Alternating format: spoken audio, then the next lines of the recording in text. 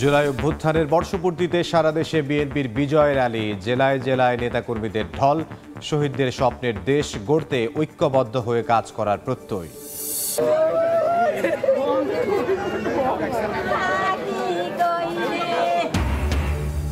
বিমানবন্দর থেকে প্রবাসী স্বজনকে নিয়ে ফেরা হলো না বাড়ি। নোয়াখালীতে মাইক্রোবাস নিয়ন্ত্রণ হারিয়ে 7 জনের মৃত্যু। সুনামগঞ্জে মিনিবাস ও অটোরিকশা সংঘর্ষে নিহত 3।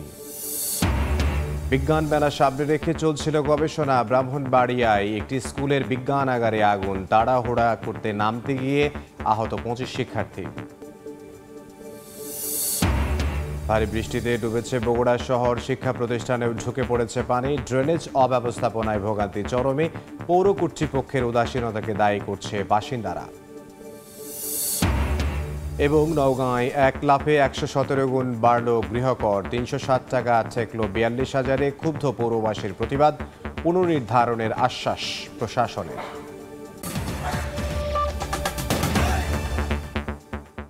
বাংলার সময় সঙ্গে আছে আমি ইমদাদুল হক। জুলাই গণ অভ্যুত্থানের বর্ষপূর্তি উপলক্ষে সারা দেশে বিজয় র্যালি করছে বিএনপি। একদলীয় শাসনের অবসান ঘটিয়ে গণতন্ত্র পুনঃপ্রতিষ্ঠা করায় জুলাই যোদ্ধাদের প্রতি কৃতজ্ঞতা প্রকাশ করেন দলটির নেতাকর্মীরা। বলেন, আগামী নির্বাচন বানচালে ষড়যন্ত্র চলছে, এ ব্যাপারে সবাইকে সতর্ক থাকতে হবে। শহীদদের স্বপ্নের দেশ গড়তে দলমত নির্বিশেষে ঐক্যবদ্ধ হয়ে কাজ করার আহ্বান নেতাদের। জুলাই গণ অভ্যুত্থানের বর্ষপূর্তি উপলক্ষে সারা দেশে বিজয় র্যালি, নেতাকর্মীদের স্লোগানে মুখর রাজপথ। বুধবার চট্টগ্রাম, সিলেট, ময়মনসিংহ, রাজশাহী ও বরিশাল সহ বিভিন্ন জেলায় বর্ণাঢ্য র্যালি করে বিএনপি। এতে দলীয় চেয়ারপারসন বেগম খালেদা জিয়া ও ভারপ্রাপ্ত চেয়ারম্যান তারেক রহমানের ছবি এবং নানা স্লোগানের প্লাকার্ড নিয়ে অংশ নেন নেতাকর্মীরা। উপস্থিত ছিলেন কেন্দ্রীয় নেতারাও। একদলীয় শাসনের অবসান ঘটিয়ে গণতন্ত্র পুনঃপ্রতিষ্ঠা করায় জুলাই যোদ্ধাদের প্রতি কৃতজ্ঞতা জানান তারা। বলেন, আগামী নির্বাচন বানচালের ষড়যন্ত্র চলছে, এ ব্যাপারে সবাইকে সতর্ক থাকার আহ্বান জানান তারা।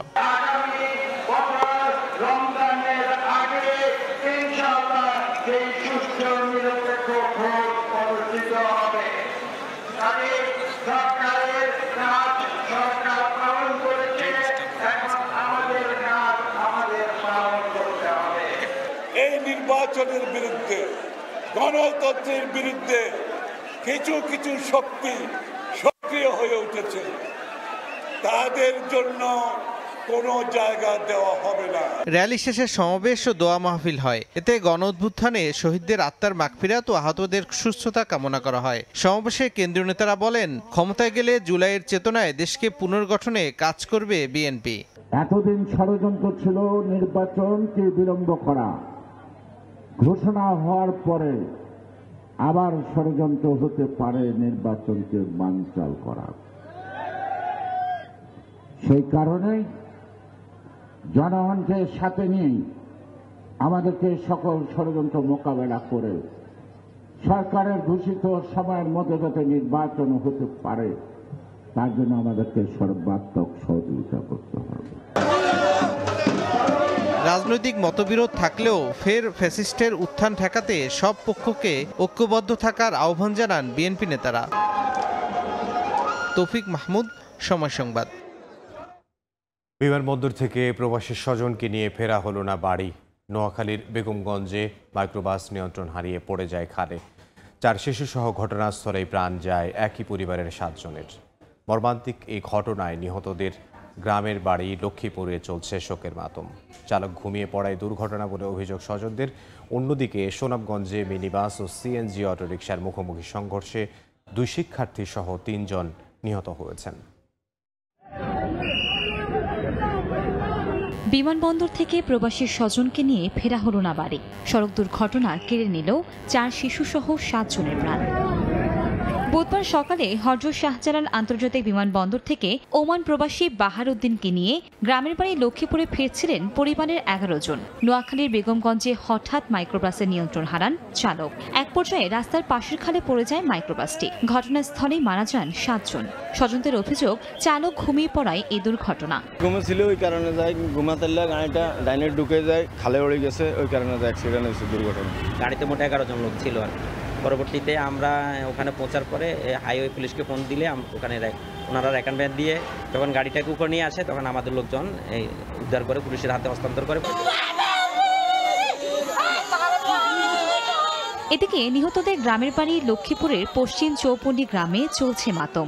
একসঙ্গে পরিবারের 7 জনকে হারিয়ে দিশেহারা স্বজনেরা। কয়েকবারে কইছে গাড়ি সাইড করি খাড়াই তুমি ঘুম যাইলো মানে কয় না চলবো যাইমের মধ্যে আইতে কয়েক জায়গাতে গাড়ি কিনে বেচকি দিছে। ড্রাইভার উপযুক্ত বিচারক যেন সামনে কোন ড্রাইভারই কাজ না করে, এই ভুল কেউ আর না করে, ঘুমোথায় গাড়ি চালান এই কাজ কেউ না করে। এদিকে সিলেট সুনামগঞ্জ মহাসড়কের বাহাদুর এলাকায় মিনিবাস ও সিএনজি অটোরিকশার মুখোমুখি সংঘর্ষে 2 শিক্ষার্থী সহ 3 জন নিহত হয়েছে। কনক আজাদ, সময় সংবাদ। ব্রাহ্মণবাড়িয়ার নিয়াজ মোহাম্মদ উচ্চ বিদ্যালয়ের বিজ্ঞানাগারে বৈদ্যুতিক শর্ট সার্কিট থেকে আগুনের ঘটনা ঘটেছে। এ সময় তাড়াহুড়ো করে নামতে গিয়ে অন্তত 25 জন শিক্ষার্থী আহত হয়েছেন। কেউ দগ্ধ হয়নি বলে জানিয়েছেন চিকিৎসক। বিজ্ঞান মেলাকে সামনে রেখে ব্রাহ্মণবাড়িয়ার নিয়াজ মোহাম্মদ উচ্চ বিদ্যালয়ের বিজ্ঞানাগারে গবেষণার কার্যক্রম চালাচ্ছিলেন শিক্ষার্থীরা। এ সময় হঠাৎই বৈদ্যুতিক শর্ট সার্কিট থেকে আগুন ধরে যায় বিজ্ঞানাগারে।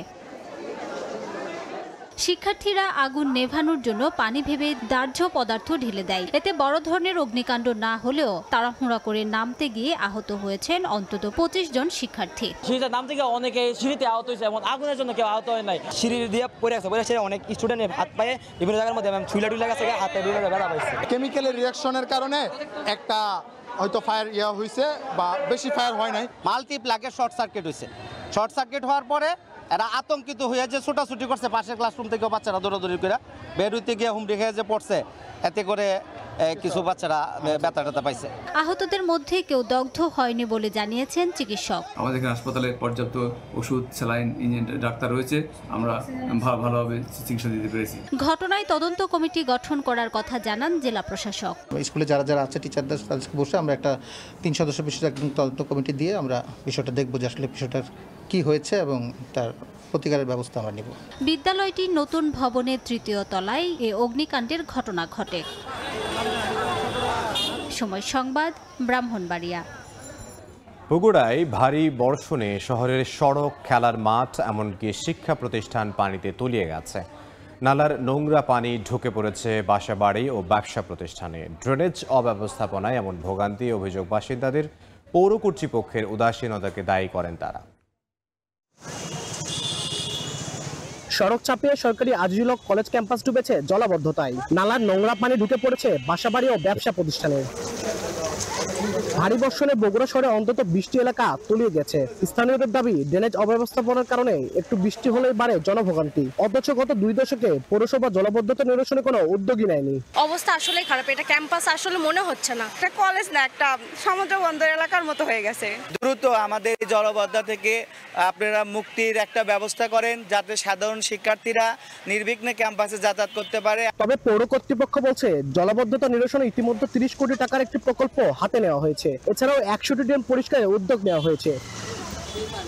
বগুড়া পৌরসভার জলাবদ্ধতা নিরসনে 150 কোটি টাকার 2টি প্রকল্প হাতে নিয়েছে জনস্বাস্থ্য প্রকৌশল অধিদপ্তর। আব্দুল আউয়াল, সময় সংবাদ, বগুড়া। চট্টগ্রামে জলাবদ্ধতা নিরসনে ওয়াসাকে যখন তখন খোঁড়াখুঁড়ি না করতে সতর্ক করেছেন সিটি মেয়র। সকালে নানা এলাকা পরিদর্শন করে হুঁশিয়ারি দেন তিনি। এ সময় তিনি আরও জানান, যখন তখন যেখানে সেখানে খোঁড়াখুঁড়ি কারণে নানা নালা ও খালের মাটি পড়ে জলাবদ্ধতার সৃষ্টি হচ্ছে। এতে মানুষের দুর্ভোগ বাড়ছে। এ সময় নগরবাসীকে ময়লা আবর্জনা না ফেলতে সচেতন থাকার কথাও বলেন মেয়র।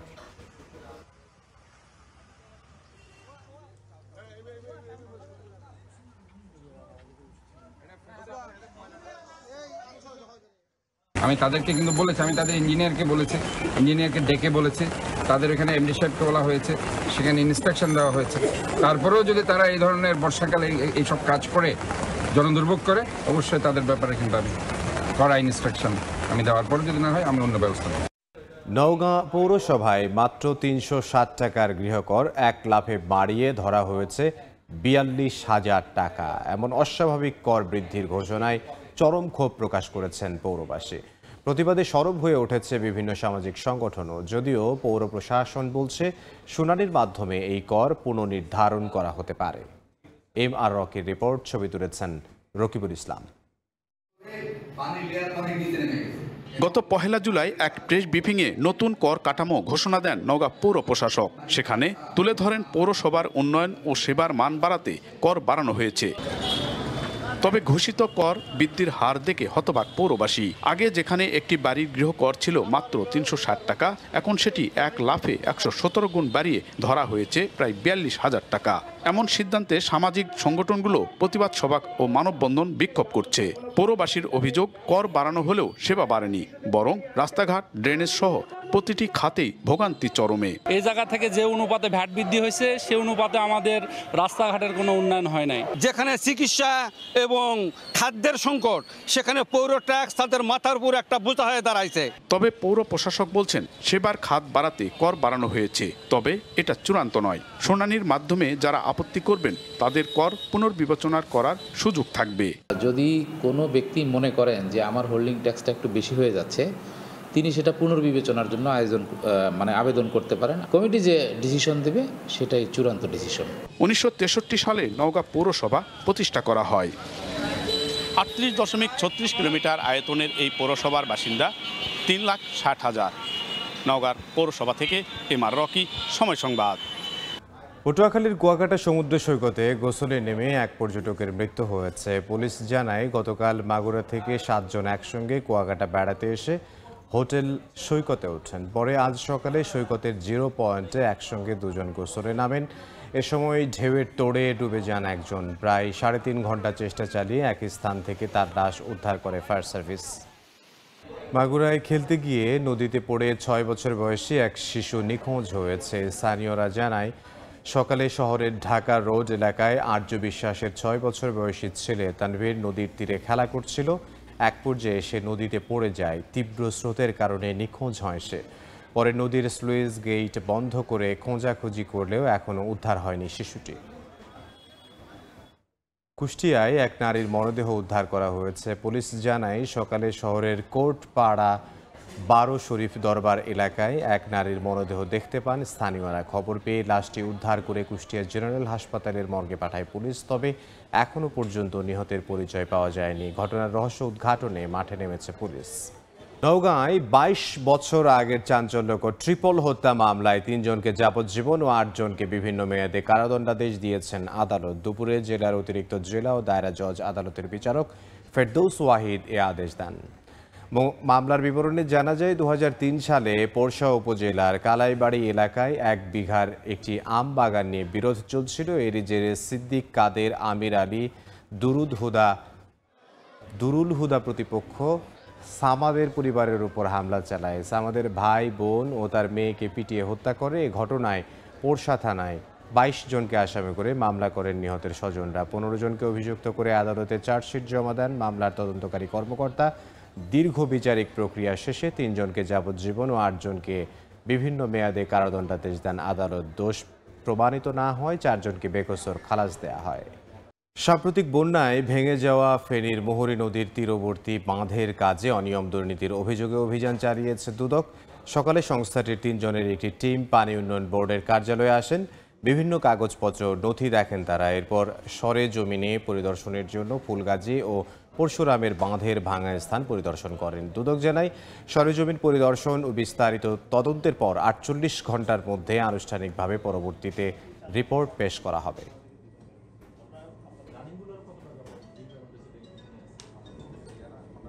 রাজশাহী বিভাগের সবকটি জেলায় ফুটপাত ও রাস্তা দখল করে অবৈধভাবে গড়ে উঠেছে স্থায়ী ও অস্থায়ী দোকানপাট। এতে পথচারী ও যানবাহন চালকদের পড়তে হচ্ছে ভোগান্তিতে। সংশ্লিষ্ট কর্তৃপক্ষ মাঝে মধ্যেই অভিযান পরিচালনা করলেও মিলছে না সুফল। অভিযোগ রয়েছে রাজনৈতিকভাবে প্রভাবশালীদের ছত্রছায়ায় থাকা অবৈধ দোকানপাট থেকে নেওয়া হয় মাসিক চাঁদা। বিস্তারিত সাইফুর রহমান রকির প্রতিবেদনে।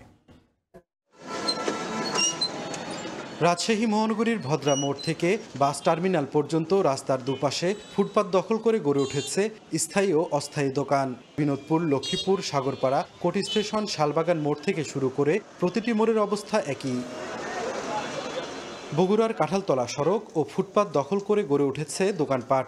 এছাড়া নওগাঁর বালুডাঙ্গা বাস টার্মিনাল, গোস্তহাটির মোড়, ব্রিজ মোড়ে প্রভাবশালীদের ছত্রছায়ায় অবৈধভাবে দোকানপাট গড়ে উঠেছে। নাটোর ও সিরাজগঞ্জ শহরেও ফুটপাত দখল করে গড়ে উঠেছে ফল, পোশাক ও ফার্নিচারের দোকান। দোকানওয়ালারা নিজস্ব ফুটপাতগুলো নিজের মনে করে দখল করছে। তবে নানা অজুহাত দেখালেও অবৈধভাবে ফুটপাত দখল করে ব্যবসা করার কথা স্বীকার করেন দখলদাররা। আসলে এটা অন্যায়, যেহেতু আমরা ফুটপাতে ব্যবসা বাণিজ্য করছি। আমাদের দোকানের সামনে মাল সবসময় রাখে না, যে ওজন হলে চলে আসবে। এদিকে ফুটপাতে গড়ে ওঠা অবৈধ স্থাপনা উচ্ছেদে নিয়মিত অভিযান পরিচালনা করার কথা জানান দায়িত্বশীলরা। ফুটপাত নিয়ে আমরা মেনলি এখানে সিটি কর্পোরেশনের সাথে আমরা কথা বলছি ওনাদের সাথে। আমরা চাচ্ছি যে ওনারা যদি একটা স্পেস তৈরি করে দেয় হকারদের জন্য।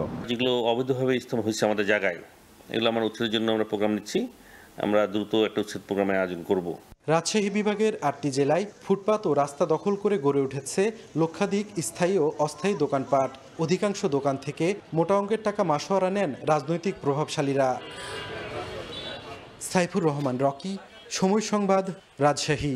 খাগড়াছড়িতে 14টি পরিবারকে আর্থিক সহায়তা দিয়েছে সেনাবাহিনী। সকালে জোন হল রুমে 14টি পরিবারকে 1,30,000 টাকা আর্থিক অনুদান ও একটি পরিবারকে সেলাই মেশিন হস্তান্তর করা হয়। এছাড়া 50টি পরিবারকে চাল, ডাল, লবণ, চিনি, আটা ও ছোলা সহ প্রয়োজনীয় ত্রাণ সামগ্রী বিতরণ করা হয়।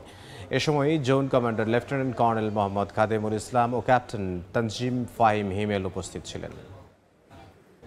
বাংলার সময়ের শীর্ষ সংবাদগুলো জানিয়ে দিচ্ছে আরও একবার। জুলাই অভ্যুত্থানের বর্ষপূর্তিতে সারা দেশে বিএনপির বিজয় র্যালি, জেলায় জেলায় নেতাকর্মীদের ঢল, শহীদদের স্বপ্নের দেশ গড়তে ঐক্যবদ্ধ হয়ে কাজ করার প্রত্যয়।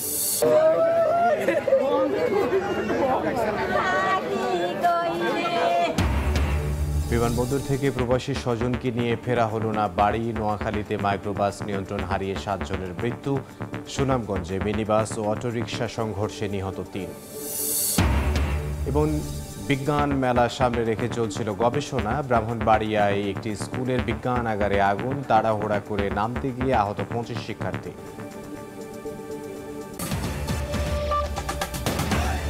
এই ছিল বাংলার সময়। সঙ্গে থাকুন সময়।